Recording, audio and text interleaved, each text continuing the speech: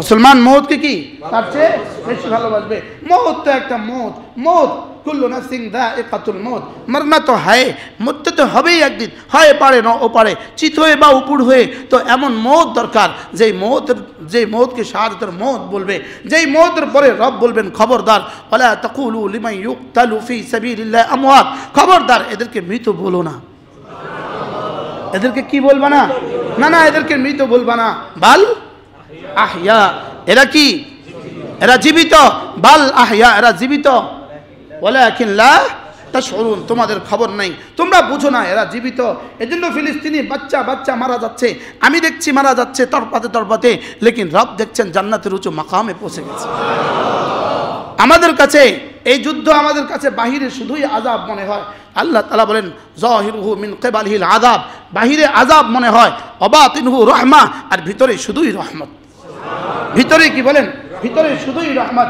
মারা যাচ্ছে তো জান্নাতের মালিক হয়ে যাচ্ছে, তো মাটির ঘর ছেড়ে যাচ্ছে তো জান্নাতের হীরার ঘরের মালিক হয়ে যাচ্ছে। দুনিয়াতে এক বিবি ছেড়ে যাচ্ছে তো 70,000 আর 70 কোটি বিবি পেয়ে যেতেছে। দুনিয়াতে 2-4 পদের খাবার রেখে যাচ্ছে, ওখানে ফিহা মা তাশতাহি আনফুসুকুম মিলে যাচ্ছে। এখানে মাটির, ওখানে স্বর্ণের, এখানে ক্ষণস্থায়ী, ওখানে চিরস্থায়ী, এখানে ভঙ্গুর, ওখানে আর জীবনে কোনোদিন অসুস্থ হবে না। কি হয়? এজন্য মেরে ভাইও নিজের আল ওয়ালা ওয়াল বারা, নিজের ঈমান বাঁচান, ঈমান বাঁচান। কারোর সাথে কোনো দুশ্মনী নেই, কারোর সাথে কোনো দোস্তি নেই। আপনাদেরকে শুধুই পয়গাম শোনাচ্ছি আমার ঈমান আর আপনার ঈমান বাঁচাবার জন্য। কি বলছি বলেন? কি বাঁচাবার জন্য বলেন? ঈমান বাঁচাবার জন্য। ইহুদির উদাহরণ আল্লাহ তাআলা এক আয়াতে বলেন, ইহুদির উদাহরণ, ইহুদি হলো গাধার মতো। আরেক আয়াতে আল্লাহ তাআলা বলেন ইহুদি হলো কুত্তার মতো। আরেক আয়াতে আল্লাহ তাআলা বলেন ইহুদি হলো মাকড়সার জালের মতো। শেষ তক বলতে বলে তোকে আর কত উদাহরণ দিব। উলাইকা হুম শাররুল বারিয়া, এরা কায়নাতের সর্বনিকৃষ্ট জানোয়ার। এরা কায়নাতের সর্বনিকৃষ্ট কি? বলেন, প্রশ্ন করেন, পৃথিবীতে সবচেয়ে নিকৃষ্ট কোন জাতি? আবু বলেন কোন জাতি? পৃথিবীতে সবচেয়ে নিকৃষ্ট হলো কি জাতি? জাতি।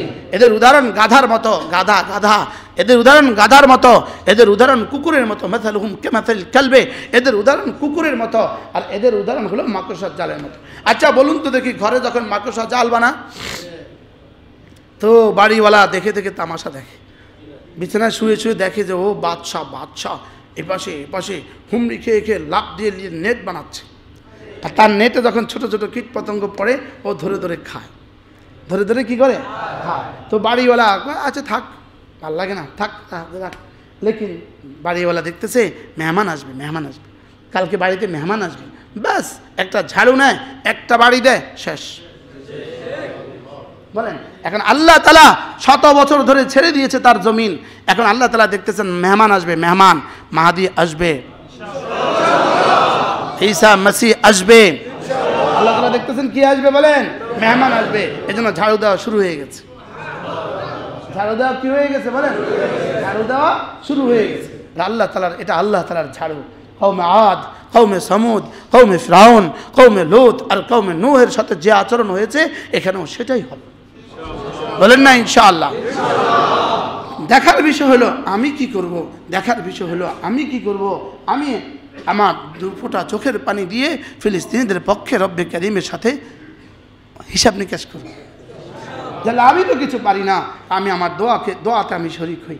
আমি দোয়া করি, আমি কি করি বলেন? আমি দোয়া করি। ও দোয়াও করবেন, আল্লাহ ইসরায়েলিদেরকে হেদায়েত দিয়ে দাও। হ্যাঁ বলেন, আল্লাহুম্মা আহলিকিল ইয়াহুদা ওয়ান নাসারা, আল্লাহ এদেরকে ধ্বংস করে দাও। বাদহুম আউলিয়াউ বাদ, এরা একে অপরের বন্ধু। এরা একে অপরের কি? ওরা একে অপরের বন্ধু হয়ে যদি বন্ধুত্বের হাত বাড়াইতে পারে, তা আমরা ইন্নামাল মুমিনুনা ইখওয়া, আমরা ভাই হয়ে কেন হাত বাড়াবো না? আমরা কি ভাই না বন্ধু? আর বন্ধু আর ভাইয়ের মধ্যে বেশ কম আছে না নাই? বলেন, কদ্দুর বেশ কম? হ্যাঁ, আকাশ আর পাতাল বেশ কম। তো আল্লাহ তাআলা বলেন, ওয়ামাই ইয়ারতাদ্দা মিনকুম, তোমাদের থেকে খোদা না খাস্তা কেউ যদি তাদের সাথে দুস্তি বাড়িয়ে, তাদের সাথে দুস্তির পয়গাম দিয়ে, তাদের সাথে দুস্তি করে যদি কেউ মুরতাদ হয়ে যায়, নাউজুবিল্লাহ বলেন। ওয়ামাই ইয়ারতাদ্দা মিনকুম ইয়া আইয়ুহাল্লাযীনা আমানু মান ইয়ারতাদ্দা মিনকুম, তোমাদের থেকে কেউ যদি মুরতাদ হয়ে যায়, তাহলে এখানে মুরতাদ হয়ে যায় অর্থ কি? তাদের সাথে দুস্তি করে মুরতাদ হয়ে যায়। কি করে বলেন? তাদের সাথে দোস্তি করে কি হয়ে যায়?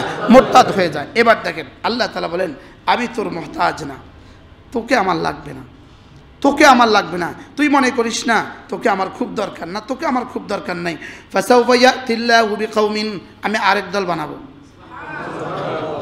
আমি কি বানাবো? তোদেরকে মুছে দিব পৃথিবী থেকে, আমি আরেক দল বানাবো। না আল্লাহ পারবে তো না? পারবে তো না? আপনারা দেখে দেখবেন ইসরায়েলের পতাকা দিয়া ফেস্টুন লাগানো রাস্তার কুত্তা একটা জিদ্দে পতাকাটা ছেড়ে ফেলতেছে, ফেলে দিতেছে। হ্যাঁ, কাউও ছিঁড়ছে, আমি কুত্তারটা দেখছি। হ্যাঁ হ্যাঁ, কাউয়া কি আল্লাহ কি কয়? ফাসাউফা ইয়াতিল্লাহু বিকাউমিন, যদি কেউ মুরতাদ হয়ে যায়, ফাসাউফা ইয়াতিল্লাহু বিকাউমিন, এই যে নামগো ঢাকা শহরে দেখবেন না মাঝে মাঝে মাঝে মাঝে আল্লাহ আল্লাহ রাসূলের বিরুদ্ধে লেখালেখি করে। হ্যাঁ এরকম লেখালেখি করে, আছে না নাই? এই গত 2 সপ্তাহ আগেও একজন লিখছে, গত 2 সপ্তাহ আগেও একজন লিখছে। ওরা নিজেদেরকে নাস্তিক মনে করে না না যোগ্য মনে করে, মনে করে হ্যাঁ আল্লাহর সাথে যুদ্ধ করার মতো যোগ্যতা আমাদের আছে। কি পরে একটা একটা করে আল্লাহ উইকেট ফেলে দেয়, বালির ছাড়া সোয়া দেয়। বলেন না কি ফেলে দেয়? বলেন না বালির ছাড়া কি করে? বালির ছাড়া সোয়া দেয়।